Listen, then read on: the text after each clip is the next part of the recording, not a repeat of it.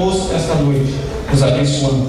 Toma o teu servo nas tuas mãos, Pai, faça dele um canal direto do céu para nosso coração.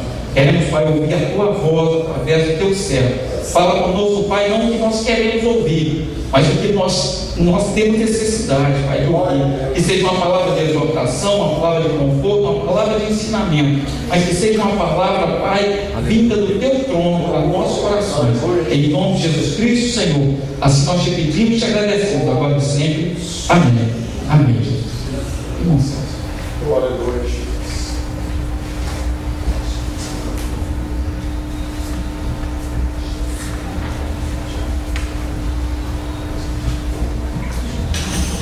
a paz de graça. Amém. A paz de graça. Amém. Glória. Amém? Amém.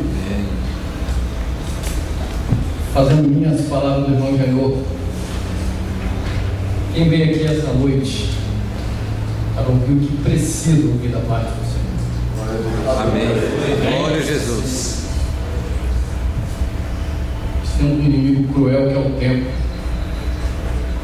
Ele não espera por nós.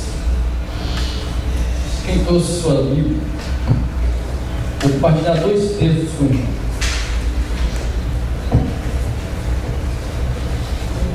Não vou oferecer ordem cronológica. O primeiro texto está em Apocalipse, capítulo de número 1, versículo 1 ao 3. O livro da Revelação, capítulo número 1, versículo 1 ao 3. Todos acharam? Diz assim o texto: revelação de Jesus Cristo, o qual Deus lhe deu para mostrar aos servos as coisas que brevemente devem acontecer, e pelo seu anjo as enviou e as notificou João, seu servo, o qual testificou da palavra de Deus e do testemunho de Jesus Cristo, de tudo o que tem visto. Bem-aventurado aquele que lê e os que ouvem as palavras dessa profecia e guarda as coisas que nela está escrito, porque o tempo está próximo. Repitam comigo: o tempo está próximo. O tempo está próximo. Amém. Lucas, capítulo 18, versículo 18 ao 23. E perguntou-lhe um certo príncipe, dizendo: ó mestre, que hei de fazer para herdar a vida eterna? Jesus lhe disse: por que me chamas bom? Ninguém há senão um, que é Deus. Sabes os mandamentos? Não adulterarás, não matarás, não furtarás, não dirás falso testemunho, honra teu pai e a tua mãe. E disse ele: todas essas coisas tenho observado desde a minha mocidade. E quando Jesus ouviu, disse-lhe: ainda te falta uma coisa. Vende tudo o que tens, reparte-o pelos pobres, e terá um tesouro no céu. Depois vem e segue. Mas ouvindo ele isso, ficou muito triste, porque era muito rico. Amém? Pai, em nome de Jesus, eu me prostro diante do Senhor. Creio, Deus, que sem o Senhor eu nada sou. Por isso eu te faço um pedido dessa noite. Fala urgentemente a tua noite, pelo amor do teu nome. Amém? Pode sentar.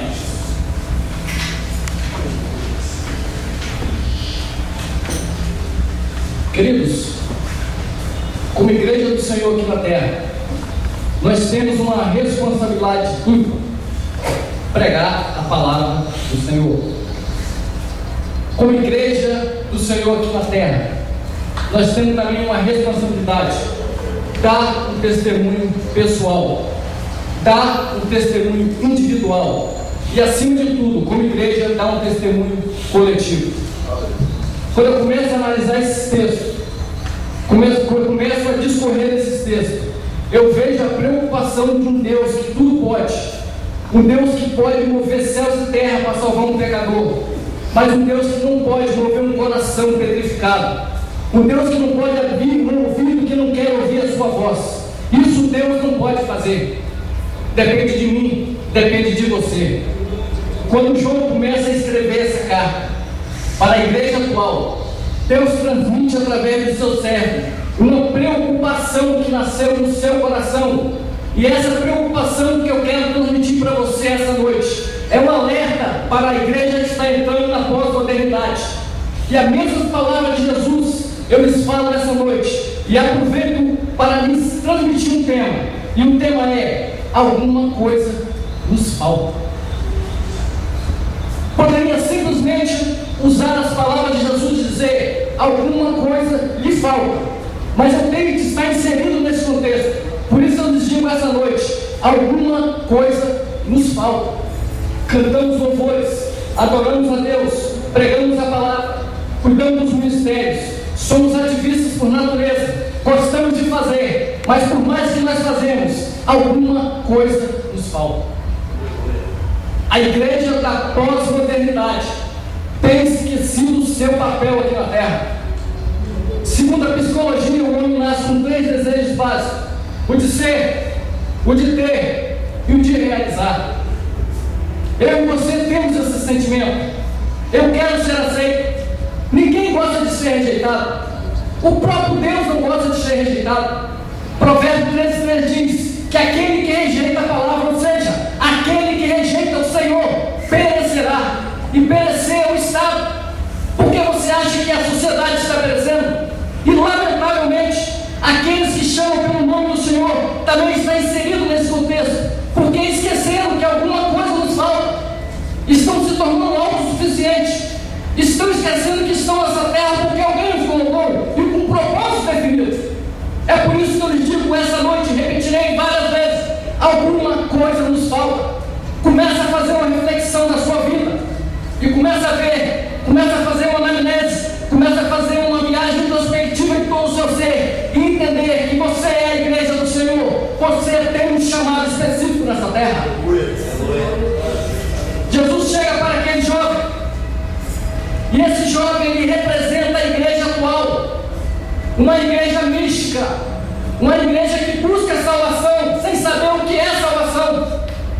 Um jovem que cumpria a lei, um jovem que cresceu no Evangelho, um jovem que conhecia integramente, literalmente, as Santas Escrituras, mas quando chegava a palavra salvação, havia uma dúvida, havia uma crise psicológica no coração daquele jovem. Ele não sabia o que era a salvação.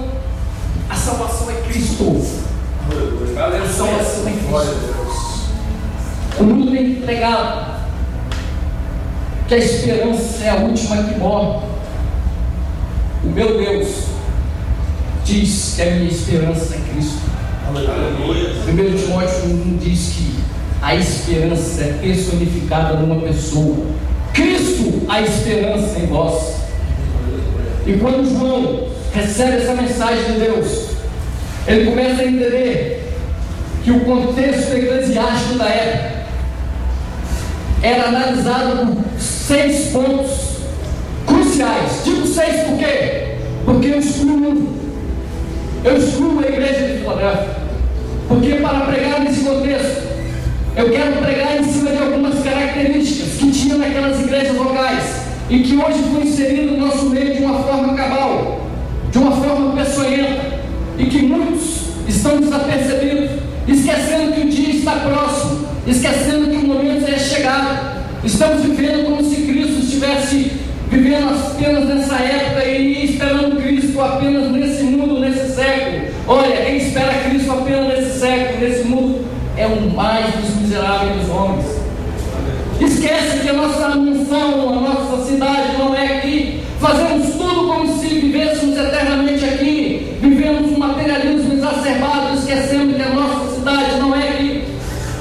E nesse contexto social, nesse contexto eclesiástico, fazendo uma conotação entre os 2 textos, Deus chega para a igreja atual e faz a mesma pergunta. Por mais que façamos, por mais que pensamos fazer, sempre haverá alguma coisa nos faltando. Não somos autossuficientes, não, senhores. Nós não somos autossuficientes. Nós temos que viver uma vida totalmente dependente de Cristo, porque sem Ele, nada nós poderíamos fazer. Por isso que alguma coisa sempre vai nos faltar. Glória a Deus. E nesse contexto social, Deus tem uma forma diferente de ver. Eu olho cada um aqui com esses olhares lacrimejantes, esses olhares de santidade, e com certeza somos santos, porque Ele é santo. Mas o Deus que tudo sabe, contempla os nossos corações. Ele sabe que você está pensando. Ele não olha como o homem vê. Eu olho vocês pela aparência, mas Ele olha diretamente nos nossos corações. Ele sabe a necessidade de cada um. E se tem alguém aqui que tem autoridade para falar a Ele que alguma coisa lhes falta, alguma coisa me falta. E aquele jovem chega para Jesus: olha, eu cumpri tudo o que tinha para fazer. Eclesiasticamente, eu sou um bom aluno na escola bíblica dominical. Sabia que não falta uma aula? Olha, no ciclo de oração não falta um dia. As vigílias eu estou lá marcando. Eu cumpro a palavra na íntegra. Olha, meu pai, eu obedeço ele. Minha mãe, olha, eu sou um cristão genuíno. Socialmente falando, eu sou a igreja craseada. Mas Deus olha para ele e fala: te falta muito. Aleluia. Glória a Deus. A mim? Mas eu só quero a vida eterna. Sim, eu também quero levar você para morar comigo eternamente. Mas está te faltando alguma coisa. Porque no seu coração tem um tesouro que não é nada. Vai lá, pega esse tesouro, distribui aos necessitados. Aí, depois você me segue. Aleluia. Queridos, eu não sei o que passa no seu coração. Eu não sei o que está impedindo você, talvez, de ter uma caminhada genuína, uma caminhada com liberdade diante do Senhor. Mas se nós, como cristãos genuínos, não tomarmos uma postura, se nós, como cristãos genuínos, não fizermos a diferença nesse mundo, quem fará? Quem é a coluna e firmeza da verdade, senão a igreja? Quem tem responsabilidade? Quem tem moral? Quem tem moral para pregar a verdade, se não for a igreja? Mas infelizmente, tem entrado no nosso meio algum tipo de comportamento que o próprio Deus já reprovou na eternidade passada. E quando Ele chama João para exortar aquelas igrejas, para trazer uma palavra escrita, uma palavra nascida do próprio coração de Deus, Ele começa a chamar igreja por igreja. E existem algumas características daquelas igrejas que eu quero compartilhar com os irmãos, que é normal no nosso meio. Essa semana aí, que antecedeu ao carnaval, eu tive um desprazer de presenciar uma reunião e posterior, essa reunião foi comprovada nos meios de comunicação. Saiu impresso aí em alguns jornais de que haveria um bloco, não sei se os senhores tiveram acesso a esse meio de comunicação, que aqueles que chamam pelo nome iriam colocar o bloco na rua. Queridos, nada contra o fazer. A minha preocupação é o que me motiva a fazer. E colocar o bloco na rua. Alguma coisa está errada. Vamos chamá-los de dentro para fora e não importar de fora para dentro. E aquilo me entristeceu, me deixou preocupado. E quando o Senhor me deu essa palavra, eu falei: eu vou exortar os irmãos, vou trazer para uma reflexão. É isso mesmo, Senhor, vai lá, meu campeão. Na madrugada ele falou: você também está inserido no mesmo contexto, porque você também é igreja. A responsabilidade que eles têm, você também tem. Lembre-se que você apontar o dedo, existe três para você. Você também tem que tomar uma postura. O importante é quando essa palavra bate para você também, ela aponta de uma forma visível. Porque para mim pregar essa palavra tem que estar inserida no meu contexto, na minha vida. Jesus deixa bem claro uma coisa: na igreja da pós-modernidade, está a cada dia ficando doente, raquítico, pobre, nu, miserável, porque está importando todo tipo de lixo para o seu interior. Será que Deus não tem o melhor para mim e para você, meu irmão? Será que o Espírito Santo de Deus me dá inspiração para mim poder começar a criar? Eu preciso copiar. É o que está acontecendo nos nossos dias atuais. E Deus, quando chama João, ele fala: olha aqui, exorte a igreja de Éfeso.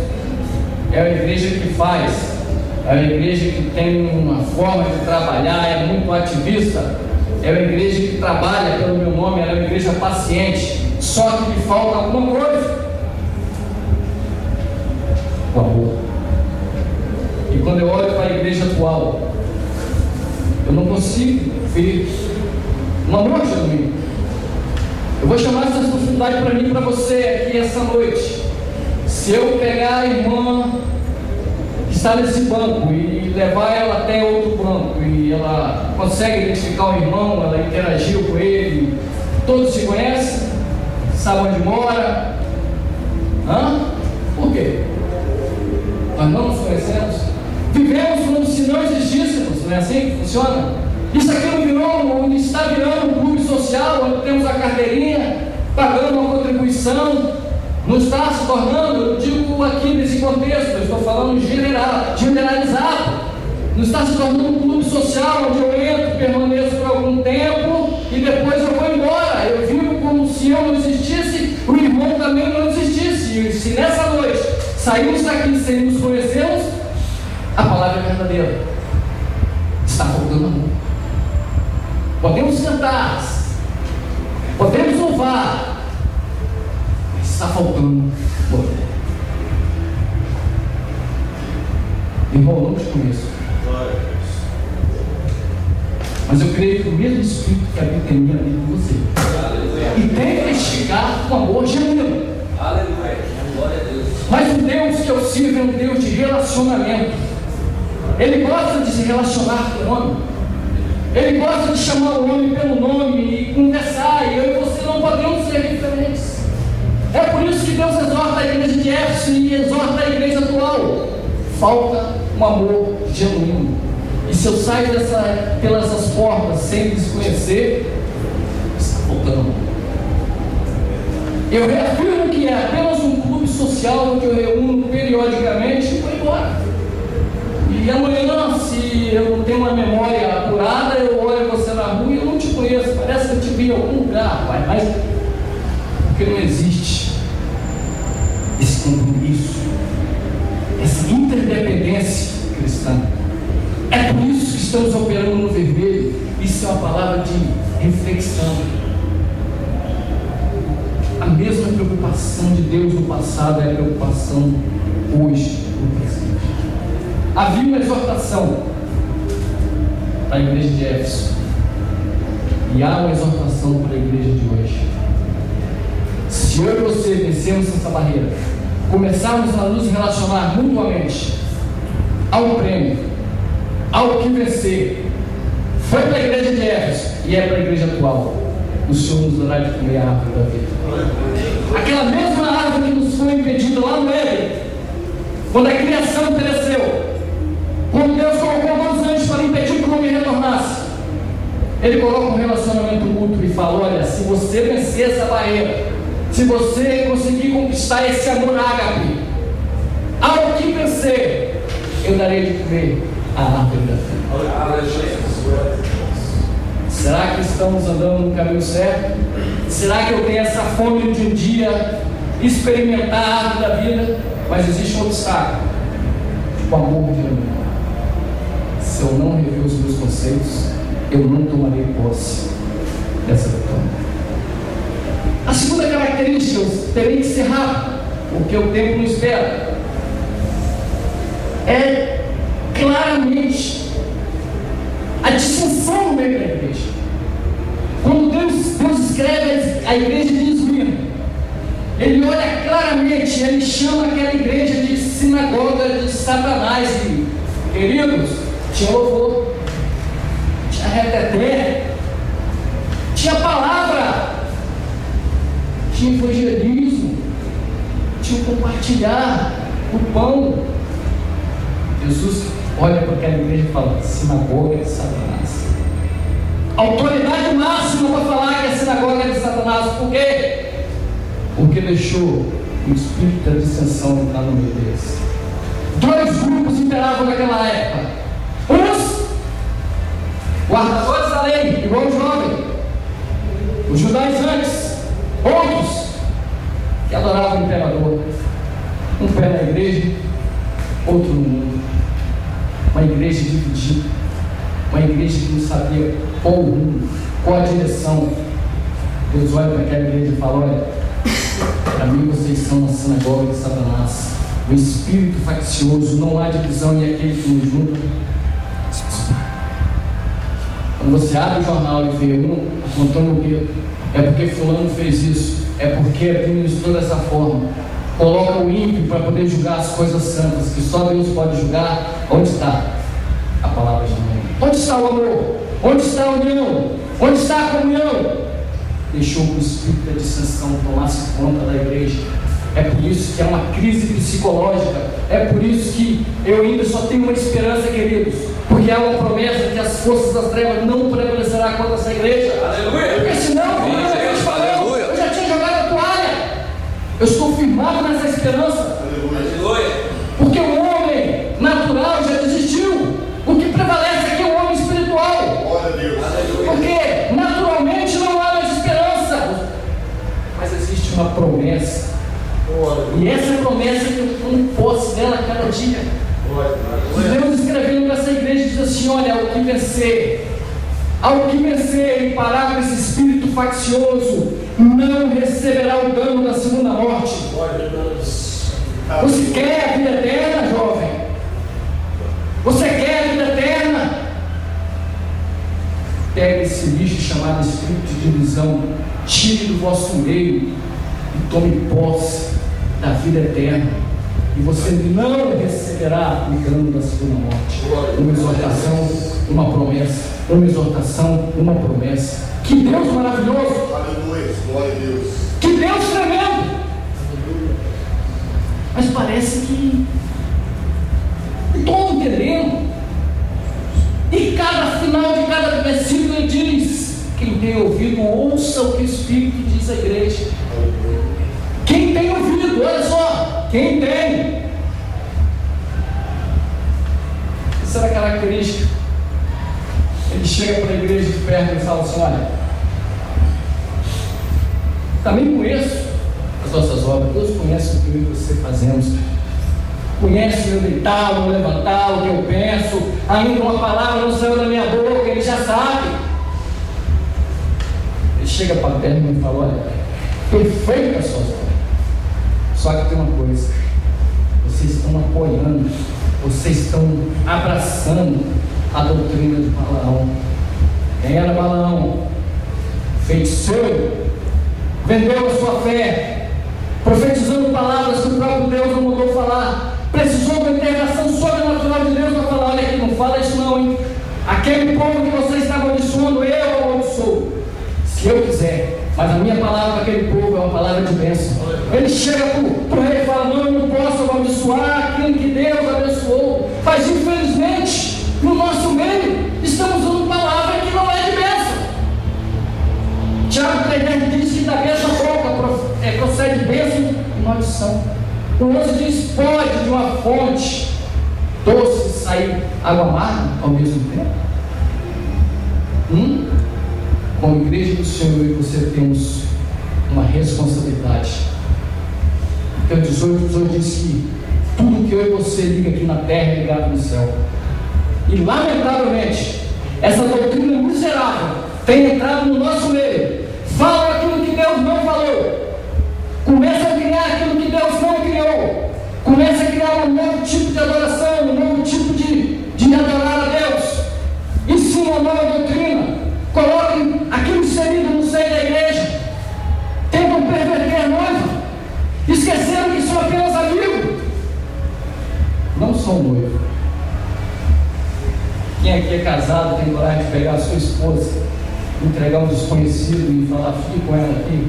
eu vou fazer uma viagem e quando eu voltar eu quero ela intacta, perfeita, sem mancha, sem vergonha. Quem tem coragem de fazer isso? Foi assim que Jesus fez. Pegou a sua noiva, pegou eu e você e deu para uns poucos tomar conta. Só que essa doutrina tem feito com que muitos se prostituam, esquecendo que são apenas amigos e não são noivo. Essa característica é uma erva daninha no nosso meio e é uma preocupação no meu coração, querido. Arde, dói e lamentavelmente em muitos lugares não posso falar. Tenta dominar, não permitem, porque isso aí traz transtorno, isso é antiético. Peraí, a palavra, a verdade é antiética. Ah, mas não pode fazer isso porque é radical. Radical a palavra? Peraí, alguma coisa está acontecendo. Quando essa doutrina miserável inserida no seio da igreja, a palavra deixa de ser verdade. O Espírito Santo de Deus não é mais ouvido. É o que está acontecendo nos dias atuais. Lamentavelmente, eu e você estaremos presenciando isso. Jesus reuniu os discípulos. Havia uma preocupação no coração daqueles homens, assim como há uma preocupação entre mim e você. A preocupação era como viria o fim. Jesus, como virá o fim? Mas Jesus chegando para eles e falou: olha, calma, não se preocupe, haverá alguns sinais, tá? E o pecado vai multiplicar, ele não vai somar, ele não vai dividir, o pecado vai multiplicar. E se eu e você sairmos naquele portão ali, você vai ver que é verdade. Mas tem um segundo detalhe: se lá está multiplicando, aqui está esfriando. Se lá está triplicando, aqui está congelando. Porque ele diz: o amor de muito se esfria. Muitas coisas que acontecem é normal. Deixa como está. Jesus proverá. É assim mesmo. Venha como está. Pode vir como está, mas tem que ter transformação. Amém. Amém, Jesus. Tem que haver uma transformação. Não, deixa como está. Multiplica esse pecado, esfria esse poder. Essa doutrina é a doutrina de Balaão, que está sendo inserida no nosso meio. E quando há exceção, Jesus chega e fala: não se preocupa não, vai ensinando uns aos outros, falarão mal um do outro. Essa palavra aí, comunhão, não vai deixar de existir. É a realidade. Eu e você temos que encarar essa realidade e viver uma vida em santidade. Porque Ele é santo. Ele é santo. A quarta característica, a igreja de Tiatira. Jesus chega para a igreja e fala: olha, também conheço as vossas obras, sei do seu serviço, só que tem um detalhe, um pequeno detalhe: vocês toleram Jezabel. Durante muitos anos, nossos pais na fé pregaram que o espírito de Jezabel nascia sempre no coração das amadas irmãs. Quando uma irmã começava a despontar no ministério, ou começava a se acender, bota ela no canto, porque isso aí é espírito de Jezabel, vai tomar conta. Mas eles esqueceram que esse espírito, ele atinge tanto homem quanto mulher. E a pena capital para Jezabel é porque ela tocou nos profetas. A palavra que poderia ser pregada, e hoje não é diferente. Eu sei o que eu estou falando. Quando você começa a querer levantar para falar a verdade, eles se levantam e querem te cortar, querem te tocar. Você está falando demais, isso aqui não se encaixa, isso aqui é antiquário. Tem que haver uma mudança. Nós temos que, peraí, eu não tenho que obrigar a palavra a se enquadrar nos meus conceitos. Eu que tenho que me enquadrar nos conceitos da palavra. Eles estão perdendo o valor. Glória a Deus. Ah, isso sim, é o espírito de Jezabel. Está sendo inserido no seio da igreja. E estão aceitando na maior naturalidade. O que era certo agora é errado. E o que era errado agora é certo. Está tudo tranquilo, tudo como antes na casa de Abrantes.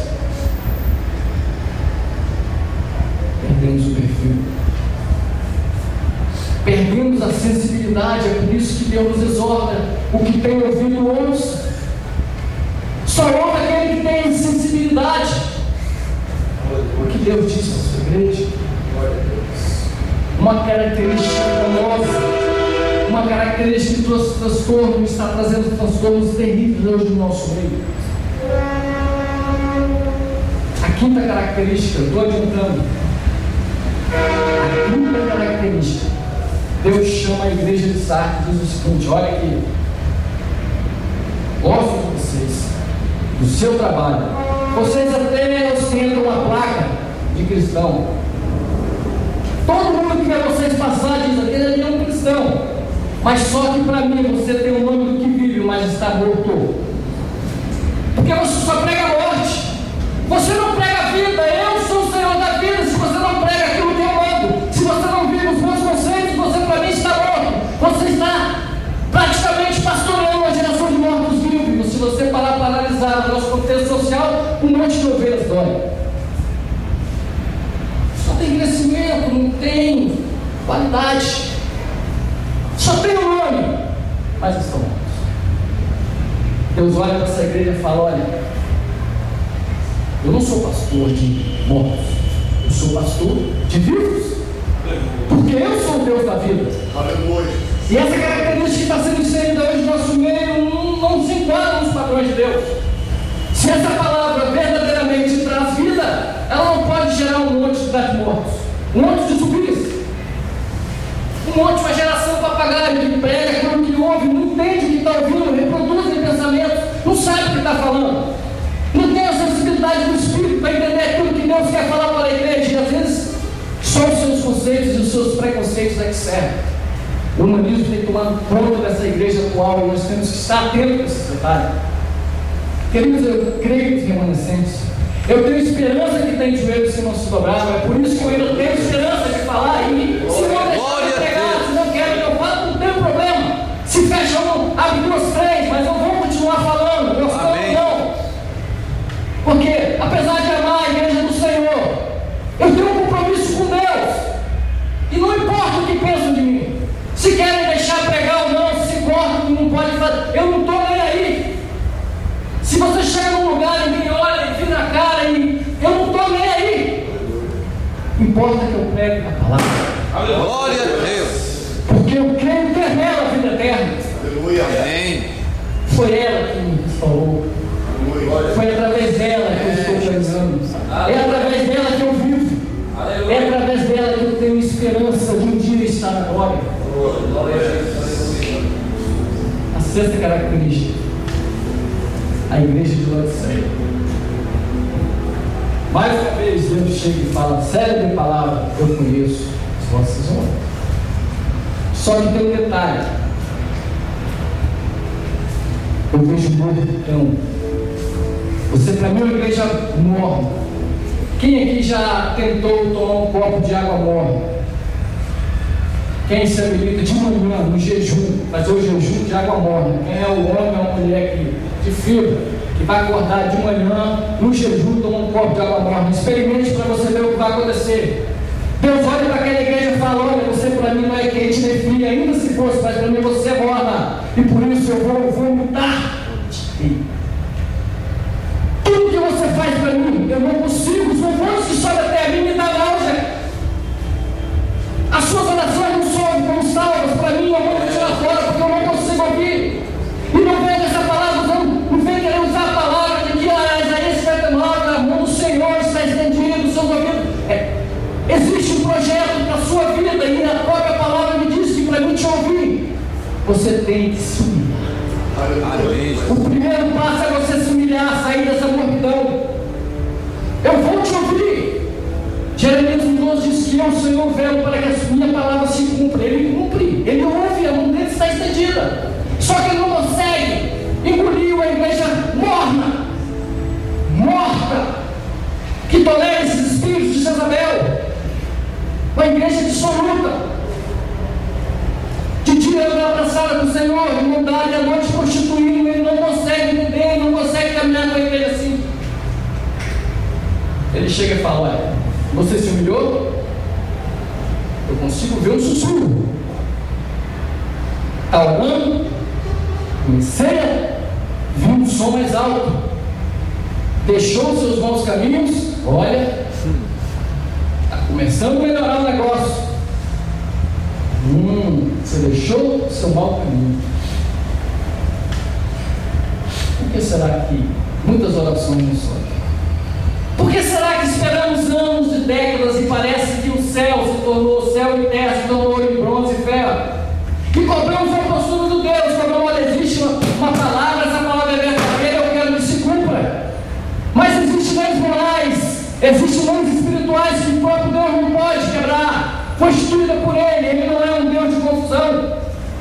Eu não posso chegar diante de Deus de qualquer forma. A minha oração tem que ser uma oração de responsabilidade. As promessas inseridas nesse livro só se encaixa em mim a partir do momento que eu me encaixo nos padrões inseridos nesse livro. Estão pregando aí que é só determinar, é só dar uma ordem. O que é isso? O barro do ordem polêmico, o que é isso? Que miséria é essa? Inverteu-se as coisas. Essa morbidão tem que acabar no nosso mundo. E não venha falar que estavam na santidade, que somos uma geração profética, que isso aí é um espírito de engano. Sabe qual é o genuíno avivamento, queridos? Pela oração e pela palavra. Aleluia. Aleluia. Glória a Deus. Se não houver palavra genuína, o resto é só barulho. É só barulho. E ainda falam que esses povos está falando demais, esses caras só trazem contenda, só vê coisa errada. Peraí, cobrar uma postura, pedir para que se pregue a palavra, é trazer problema? Será? É trazer problema? Já vem aí o que traz confusão? Só porque quer cobrar uma postura simples? Uma palavra simples, uma palavra que regenera, que transforma, que liberta, uma palavra que faz verdadeiramente o velho homem permanecer morto, que pode morrer, que tem, que deve morrer, o velho homem. Ah, irmão, está tudo errado. Para finalizar, queridos, a igreja da pós-modernidade tem que urgentemente tomar uma postura. E essa postura tem que começar no altar. Amém, Jesus. 1 Pedro 4,17 diz assim: já é tempo, agora, não hora, já é tempo. E se comece o julgamento pela casa de Deus. Vai começar pelo ímpio? Não. Vai começar pelo pecador? Não. Vai começar pelo aquele que comete iniquidade? Não. Vai começar pelo altar. Vai começar pelo aquele que se Eita glória, aleluia. Antes que venha o avivamento, antes que venha o grande dia do Senhor, Deus vai sacudir a sua orgulho. Porque é necessário. Quem aqui já chegou no pomar e viu, principalmente onde tem muita goiaba, aquele cheiro maravilhoso, cheiroso, aí você consegue chegar mais próximo. Quando você consegue chegar próximo à fruta, você vê uma cabecinha mexendo no bichinho, essa está bichada no certo. Vai mais na frente, essa está podre no certo. Você só consegue entender quando você chega próximo. De longe você sabe, você sente aquele aroma gostoso, maravilhoso. E realmente temos o perfume de Cristo, mas quando você começa a entrar e vasculhar, começa a ser inserido nesse contexto, você vê que não é nada dessa forma aí. Imagina vendo dessa forma, agora imagina aquele que tudo pode ver. Eita glória, aleluia. Que conhece as minhas e tuas obras. É, Jesus. Cantares 6,2 diz assim: que um noivo desceu ao jardim de bálsamo para colher lírios. Figuradamente é Deus descendo aqui para ver que eu e vocês estamos fazendo. É, Senhor. E quando ele chega aqui, a única palavra que sai dos lábios santos é alguma coisa. É o momento de rever os nossos conceitos, queridos. Não pensa que esse panorama chamado eclésia vai mudar só por falar. Eu comparo esse tipo de pronunciamento como se fosse um monte de garrafas e um balde. Você começa a jogar, você consegue encher todas? Mas se você pegar esse balde e pegar cada uma garrafa aí, será que nós vamos conseguir encher toda a garrafa? Isso se chama comprometimento cristão. Isso se chama comunhão. Isso se chama união. Isso se chama amor. Se não tomarmos a postura, isso aqui vai se tornar apenas um clube social, como já está se tornando. Ele não aprovou esse compromisso. Ele não aprovou esse movimento. Ele não aprovou esse evento. O que ele quer é uma igreja de postura. Uma igreja que genuinamente prega aquilo, vive aquilo que prega e faz com que novamente o seu nome seja exaltado entre as pessoas. Amém, Jesus. Glória a Deus. Receba essa palavra. Amém, Jesus. A parte de Deus Pai, Deus Filho, Deus Espírito. Amém? Amém. Glória a Deus. Irmão Jesus. Deus é fiel. Aleluia. Exaltado seja o nome do Senhor. Foi bom estar aqui. Alô. Glória a Deus. Amém. Eu vim receber do Senhor e recebi. Com certeza eu vou levar para minha casa o que o Senhor tinha para mim nessa noite. Quando a gente pede uma palavra de exortação, uma palavra de consolo, de conforto ou de ensinamento, o Senhor, Ele nos concede. Vamos antes de orar para a oração final, vamos ouvir, né? Nossos irmãos, quem chegou depois, que não teve o privilégio, né, de ver os nossos irmãos louvando o Senhor, né?